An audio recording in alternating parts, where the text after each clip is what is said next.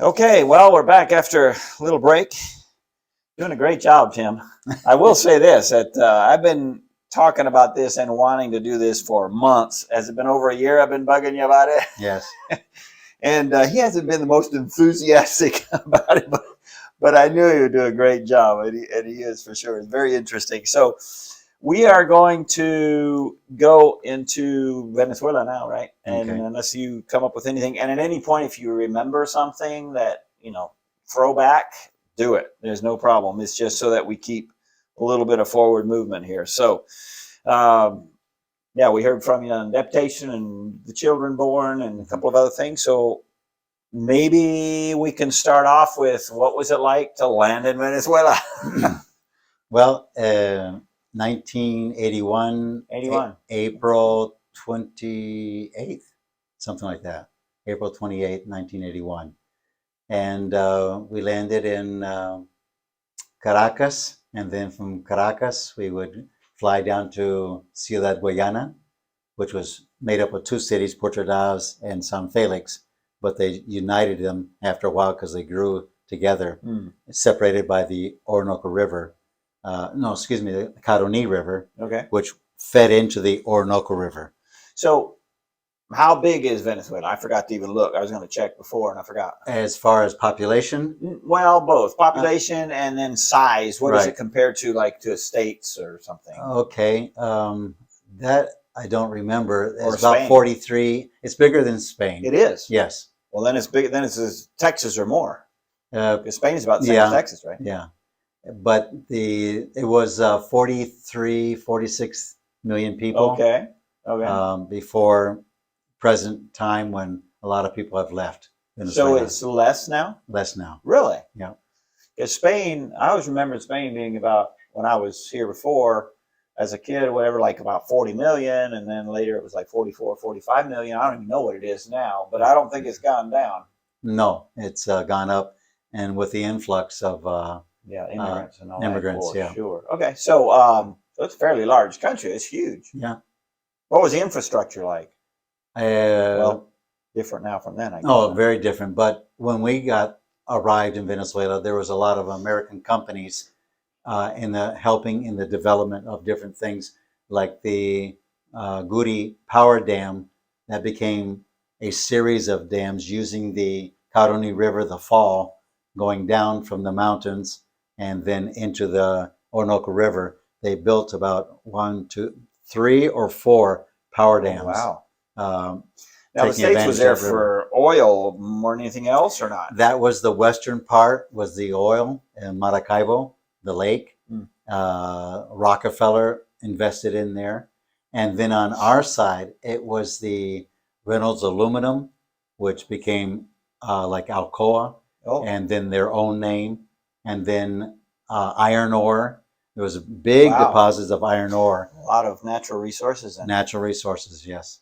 And then also the gold and diamonds in the south of us going towards Brazil. Wow. So much wealth, and yet yes, what's left or what's there, Really? Is that what it says? Oh my word, twice the size of California. Okay. A little bit more. That's big. 32 million? Wow. Wow, that's gone down. It has. A lot of people have left. Thanks. We have Miss Google going on over here. So, is the Orinoco River that you mentioned, is that the biggest river, or is it just the one that you were closest to? That's the biggest river in Venezuela. Oh, okay. Yeah. Right. And then the Caroni River, which is also a huge river, big river. It was just like you're in a V. This is the Caroni River coming into the main river, Orinoco River, and the city was right there. It's a port. Okay. 4 hours from the ocean down. It's a port. So the river city. is huge then. It's huge. So huge ships would come down. I haven't looked down there. My geography is a little weak down there in South America, but I'll throw up maps probably up there just to help. I like to see things on maps anyway, but Yeah, that's not where I thought it was. Okay, so to get to the Caribbean, then it has to either go by Suriname or Costa Rica or somewhere in that area, right? The rivers have to go up that way. Or They am I go. way off? They go up through Guyana or Guyana, Okay, okay. Guyana. Is it French Guiana? Yeah, Okay. and they would go up there. It would go up there, and that's where the disputable or the land in dispute Okay. between the two countries. Who does it belong to? Venezuela says it's theirs, and Guyana says it's theirs. But that's where the river goes out, the mouth of the river, and you're up near Trinidad, up here, yeah. the coast. Okay. And so on a good day, you can from Venezuela you can see Trinidad. Oh, really? Okay.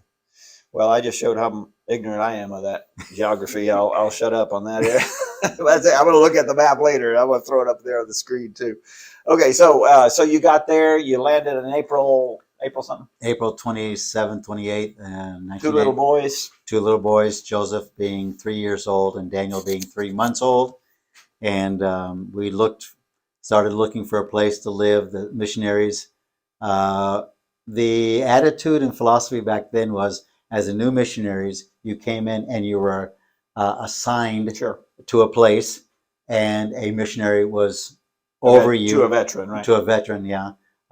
Maybe not always there, but you're responsible too. Sure. And so that makes sense. Our first term was like that, and we found a home to rent of $350, which was a lot of money back then. Yeah. Because other missionaries were buying houses and they were paying $50 a month to buy. But that was the time that we arrived. Mm-hmm. Venezuela was going through change before the devaluation started. Our second term of the money. So, can you think of any serious culture shock ideas or issues? Well, that's what I was going to say. When we first got there, it was honeymoon, and so everything looked nice. Everything was palm trees, avocado trees. Oh yeah. And we really came to see on our second term the trash, or I was going to say descuido. Neglect or whatever. Neglect of things that the government would put in to help a community with a basketball court and things like that. It would never get maintained or anything? No, maintenance was low. Yeah. Was low. Huh. But we came to love the Venezuelans themselves.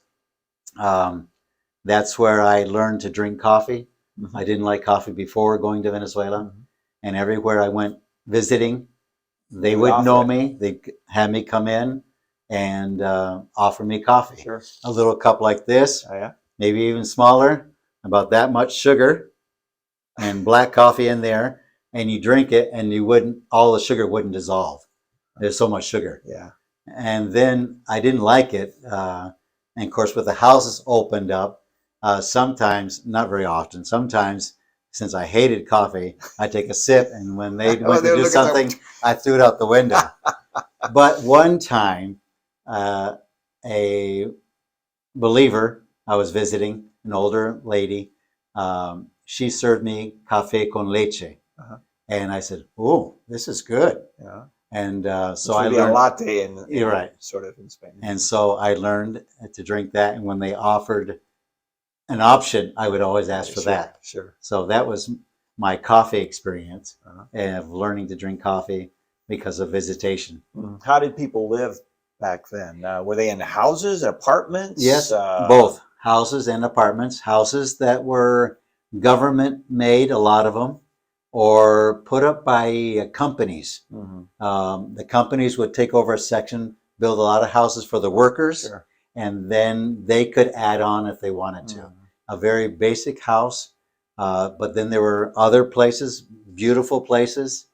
Some apartments, buildings had penthouses, and they were a lot of times out of our reach of the price for buying, because we checked into buying or renting an apartment when we were robbed a number of times. Really? Oh, yes. Oh, my. Okay. Between the scorpions and being robbed, we thought we wanted to go into an apartment building.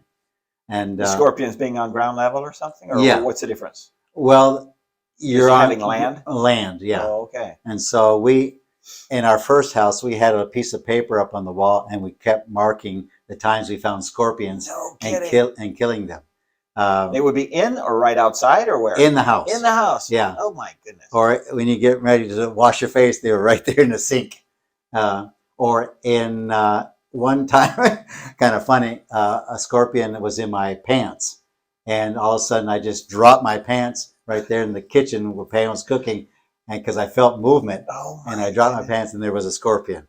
No kidding. Joseph put on his shoes one morning to go to church, and there was a scorpion in his shoe.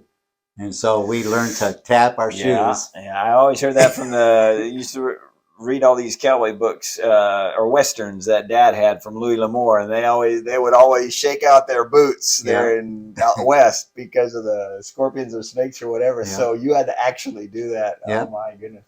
It was interesting, and then big, small, what are they? Well, we found out, and I looked it up, that the poisonous, the deadly ones, are mainly in Israel and Arizona. Really? With their sting. Other ones are just sting you like a bee sting. Yeah, yes. And if you're allergic, right? It depends on how big they whelp with you. Yeah. So okay, that's culture shock for sure. Yeah, we were robbed a number of times, a lot of times. When you're gone, or yeah, just because you're we have a routine, look like you have money, or as an American, they thought we had stuff. Sure. This one place we were robbed. We were on vacation. We went up to the coast for a week, came back, and they did things decently in order. Who did? The thieves? The thieves. They broke back or bent back the iron bars on the window and took out the glass and stacked them up, went in, and the Lord protected certain things. They robbed a hammock we had that were made by the Wadao Indians, and they robbed a stereo that didn't work. And the money of the church, a little bit of offering money, was on my desk. They never touched that. No kidding. It was dark, so probably they didn't see it. Huh. Yeah. So when we got back, we had the iron bent back. We put in the glass. What is that glass? Jalousie windows. I don't know. Yeah, it's just like little panes of glass. Yeah. Okay. I think I know what you mean. Yeah, and then you can either turn it and close or open. Yeah. And then when we had finally we bought a piece of land and bought our own house, but it was still within an urbanization. They went over the wall and robbed us. Joseph's bike, things that usually were on the outside. And then they would break into the house too. So every time they broke in the house, we put more iron on the windows. To try and discourage them, but that didn't discourage them. Kind of like it challenged them. And so here in Spain, on the walls they have glass all. Yeah, we had that too. You did. So not on our wall, but we were going to go to that until we would move to another place, and it became to me like a bunker. It would have steel all over everything. Yeah. And Pam says she wanted me to say something. No, it was spiked. Oh, spike. They put this on top of the wall. Yeah. With the arrowheads. Yeah, right. Sure. Yeah. But they put a piece of lona. They just climb over it. And over that, and then climb over it. Tarp or blanket or something. Cuero. Leather. Leather, yes. Leather, and just go over. So we just praise the Lord that we weren't injured in any of those things. Yeah. We just knew that when we come back from church, we had to look and see what everything was in its place. Sometimes we see stuff stacked by the door as if they were going to come back and take more. Oh, so we just take it. You were gone. Exactly. Okay, so I have here geography, and these things we'll get into ministry here in a little while. But you have rivers. How much of it is jungle, or how does the country divide up geography wise? From Merida, which is a university city, over towards Colombia, and this kind of a round circle, like a Half moon or something? half moon along the coast of your big cities. Okay. And ours is a big city, not on the coast, but we're a port city, Mhm. and Because there's of about the a rivers. million and all quarter Oh, wow. million people, where the two cities grew together. Yeah. And that's where the Alcoa or aluminum and iron ore companies were. And so there was a lot of factories. Investments, American Yeah. investments, yeah. Right. And so that's where your big cities were, from Maracaibo, where the oil was, across Valencia. Valencia there too? Yeah. Maracay, and then Caracas, along the coast of Cumaná and Puerto La Cruz, all along the coast with tourism also. It was big back then because of the Caribbean. Beautiful. It's called the gem of the Caribbean Really? back then, Wow. and which of course changed Are there drastically. mountains? Yes, beautiful mountains. Almost like Cantabria here in Spain. Mhm. You see the water, then all of a sudden Mountains mountains. coming up. That's the same thing in Venezuela, except when you get towards Cumaná, the eastern coast, you don't see as many mountains. Mhm. The mountains are more inland. But on Caracas, the airport is along there, the international airport, but then you have to go over the mountains to get into Caracas. Caracas is in a valley up in the mountains, Okay. and it's beautiful. Huh. They call it the city of the everlasting springtime. Okay. It hardly ever gets Sounds above like 80 Cuernavaca, Mexico. Yeah. Yeah. Uh-huh. So, and then in the interior, you have jungle.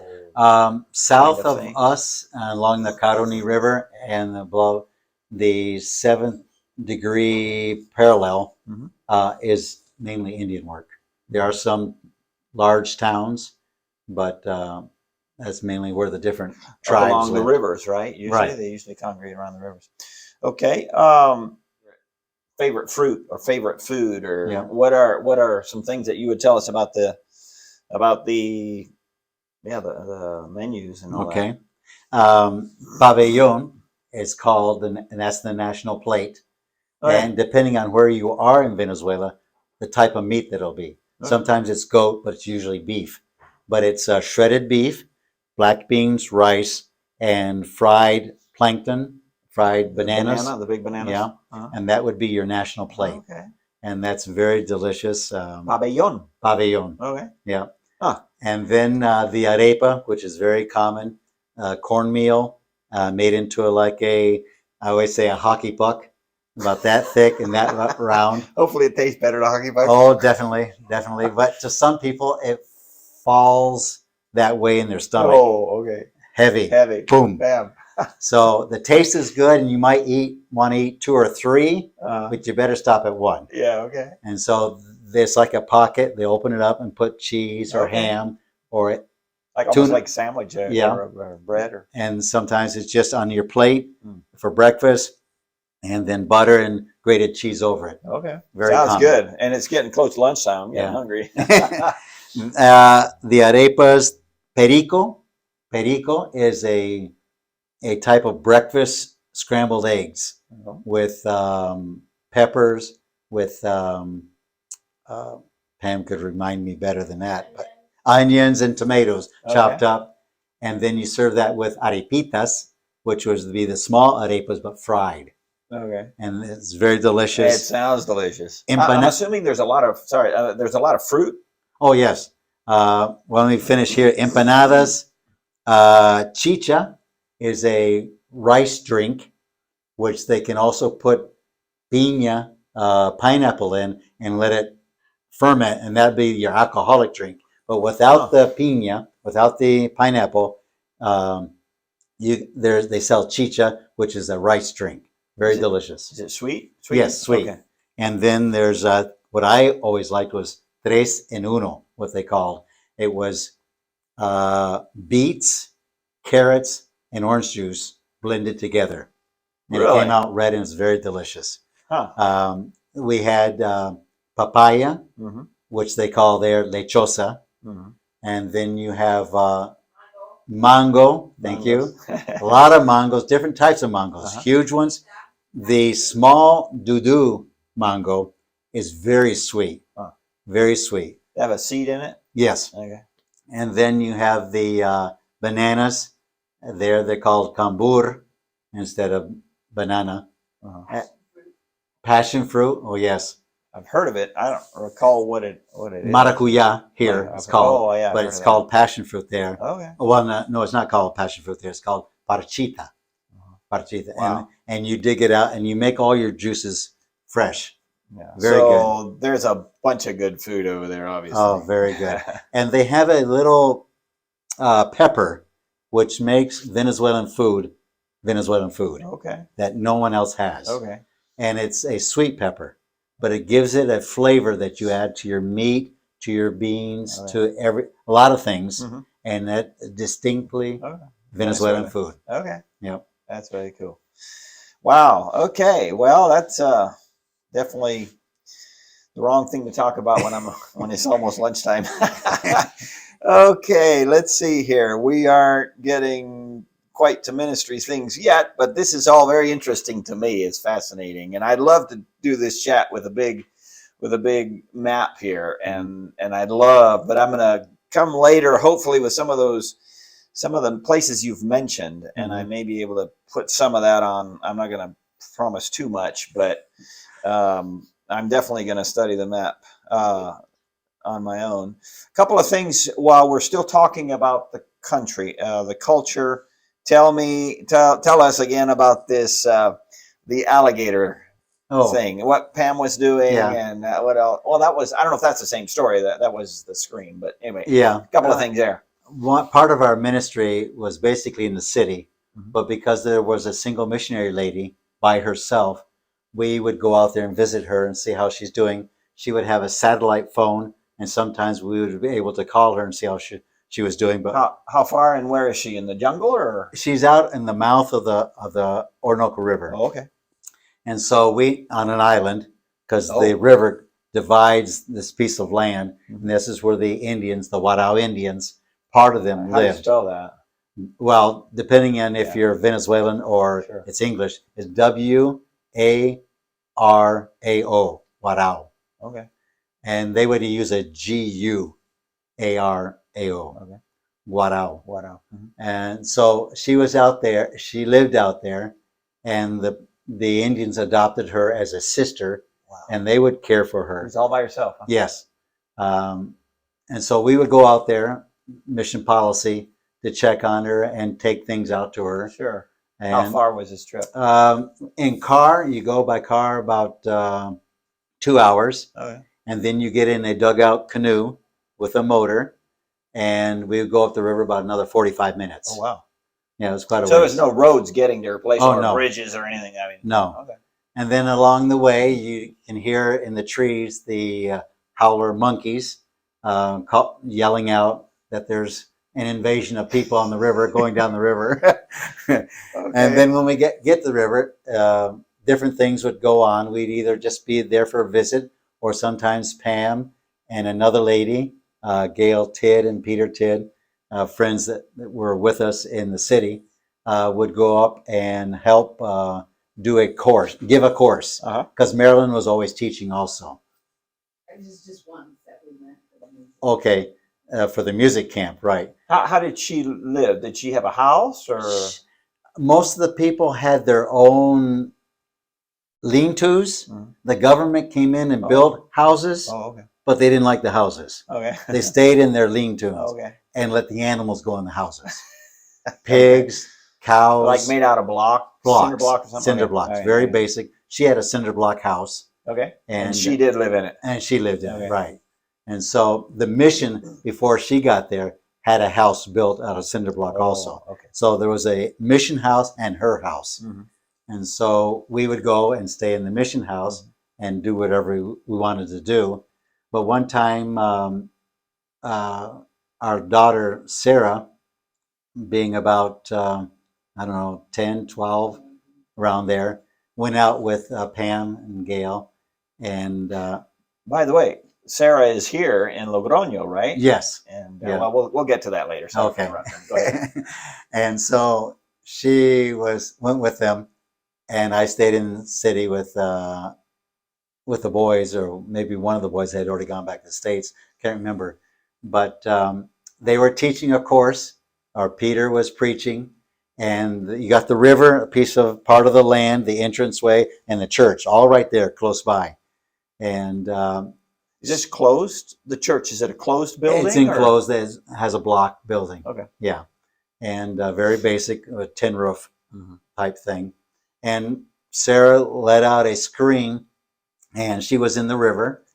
There's a lot of piranha in the river. Oh yeah, but it wasn't piranha. What river was this? This was the part of the Orinoco River. Okay. The main river was in the mouth, where there's a lot of islands in the I'm mouth. gonna try and get a picture and maybe some video of that river. Maybe pop it in here a little bit. Anyway, she screamed, and the whole church cleaned out, went out to the river to see what happened. And it was just some other type of fish that had a design like 2 teeth coming out, and just touched her toe, and she screamed, and they went out there.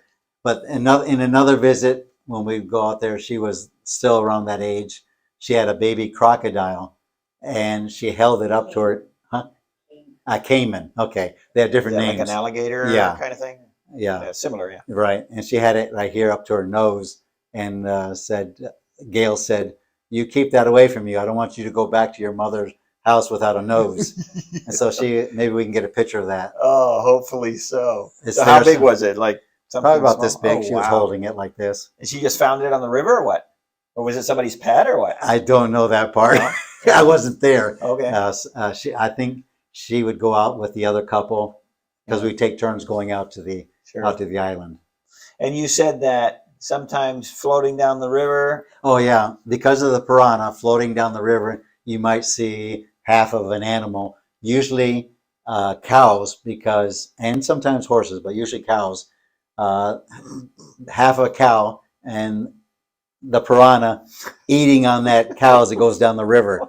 Because of the rainy season, they had to move their not flock. What is it called? The cattle or whatever. Cattle had to move the cattle to higher ground, and so they had to swim across up to the river. And then in the dry season, this would be all green with the grass, and they would take them over there to eat. Okay. But then they're always moving the cattle. So every once in a while, there'd be a cow or an animal with cut and bleeding, and the piranha just went for it right after it. Oh my goodness!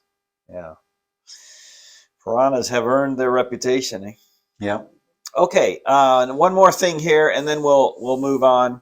Trying to keep track of the time. When I'm sure people came to visit you many times, maybe teams and so forth. Maybe we'll talk about that a little later. But what would be the favorite tourist sites that you would take people to see? Because when they come here, we have our favorite ones, and so I'm sure that you had something similar. What would that be? It wasn't much being inland and in the city, but we did have the La Llovizna Park. Llovizna is like spray, because there was a falls there, and it would spray up with the wind, and you'd stand on a little cliff area, and the wind would bring it up. You get kind of wet. Okay. And that was beautiful. We have some pictures of that. And also the Caroni River would have different things that you could go to on a boat tour, which we didn't do much with groups, but the groups came, and I guess I was kind of a slave driver with the groups. Pam shaking her head, yes. We didn't do making sure they got all the ministry experience. Yeah. Well, I spent all that money and just go. Yeah. We'd build churches. We'd do different things. Ministry. Young people come with puppets, and we'd take them around to different towns, out to the Indian work, up into the mountains. We'd do a circuit, and they would do ministry like that. And so we had one time, there was 19 that came for construction. And we would make our own blocks. Oh, really? We had a block machine and mix them, cement together, and make them and set them out to dry. Or we'd buy the wood that the carpenter would make the benches for, but the wood that we get was still wet, and so when he stood them up, the water would puddle water down there. So we had to really wait till it dried out, and then he would work with them. And so we'd have different groups, and that was always exciting. And that's how we got support from Tennessee Sure. and Michigan, because Exactly the same groups as us. came Yep. and they said, we want to be a part of Yeah, this. yeah. And so we praise the Lord for their part in the ministry in Yeah. Venezuela, and then also helping us, which they continue today, even Sure. though we've come to Spain.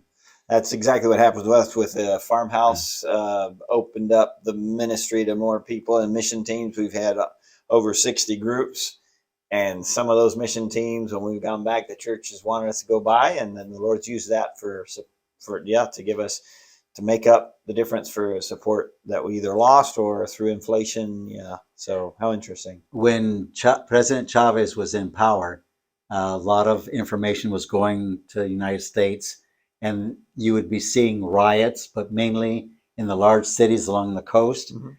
And one year we had 9 groups scheduled to come, starting in December, going through June. Wow. 9 groups. Yeah. Groups anywhere from a small musical group Mm-hmm. to larger groups. Mm-hmm. And some were from, not all from churches, but universities. Okay. They're going to bring Yeah, schools.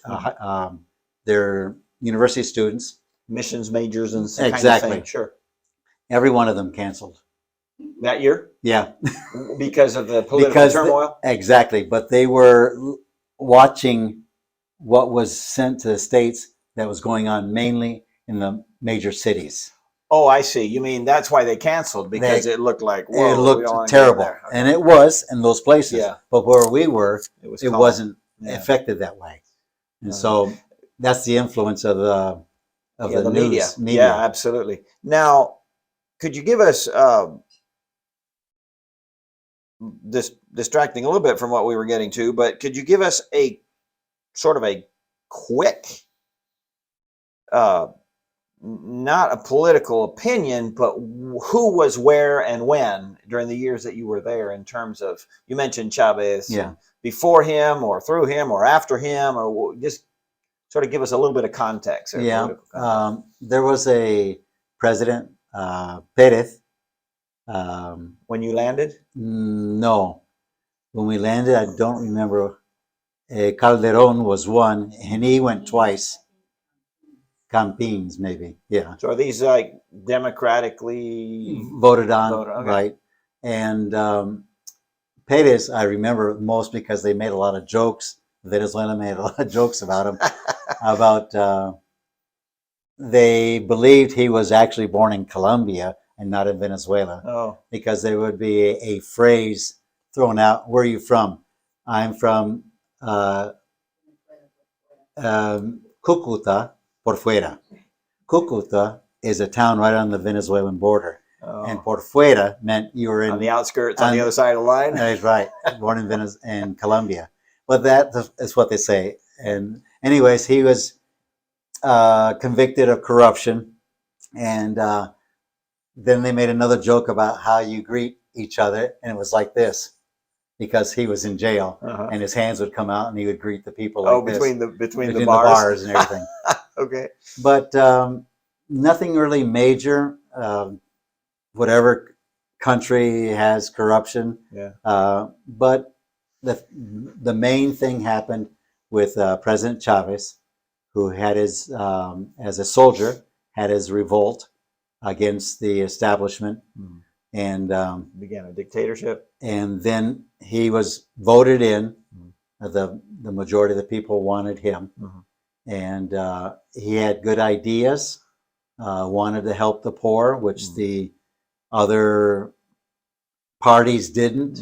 They promised, but you didn't see any results. So he started off with good intentions, but then he wanted the whole thing changed from voting for a person to voting for a party. And the party put the person in as president. Okay. And so he established his own party, and you vote on a party, not a person. And so that all changed, and it changed towards us as foreigners. There was a time when when President Chavez established that no more Americans could be in from the 8th parallel south, where the Indian work was. And it was stated that that was where the uranium deposits were, and that people from countries that were interested in uranium in the Middle East were there mining. And so they didn't want any Americans in there. So you were a missionary, that had nothing to do with that, but they didn't make any difference on that. It was just flat out, Yeah. the Americans or foreigners, Right. and Out of there. pecadores por justo por pecadores kind of thing, right? Yeah. Everybody paid the same price. And so when they started leaving, Missionary Aviation Agency, MAP, or I can't remember, Missionary Aviation team and other groups started leaving because they wanted to work with Indians. And since they couldn't, they didn't want to work in the city, they started leaving. Yeah. Which happened to be that President Chavez established a law that any child born in Venezuela was the property of the state. And so when these families left, the children would have Venezuelan passports and American passports, but they were born in Venezuela. And so they would separate the parents from the children in questioning time before they were able to leave the States, and just kind of intimidation. That's pretty serious. Yeah. And so it scared a lot of people. It helped move a lot of people out of Venezuela. But those who What didn't. years are we talking about here? We're talking about the years of 96 Oh, okay. to when we left, 2009. Okay. Okay, so when you left, Chavez was still there? He was, It Maduro doesn't matter. was, that's right. I was remember voted that. in. Okay. And President Chavez was, had cancer and died, and Maduro was voted in. Okay. Well, I guess that more or less takes it, gives us a little bit of an idea of the kind of the political or international kind of thing. And I guess that affected companies, those big companies you were talking about, Alcoa Yes, and they all became that, all nationalized. or nationalized. Or, what's the word? They became ownership of the country. Sure. I can't think of the word. But anyways, the oil along the coast and Maracaibo, and then all the other. So all the installations that they had obviously invested in, all that just Right. became, they just lost it all for that. Right. At that point. Okay. Right. Okay. Well, listen, I think we've been going about 30 minutes more or less. So why don't we call it, take another break there, and we'll come back and focus in on ministry areas, and yeah, we're making progress. Okay. Sound good to you? Sounds great. Oh, Pam isn't there to tell us if she has any opinion on that, so we'll go ahead and do that. All right. And we'll be back after a while.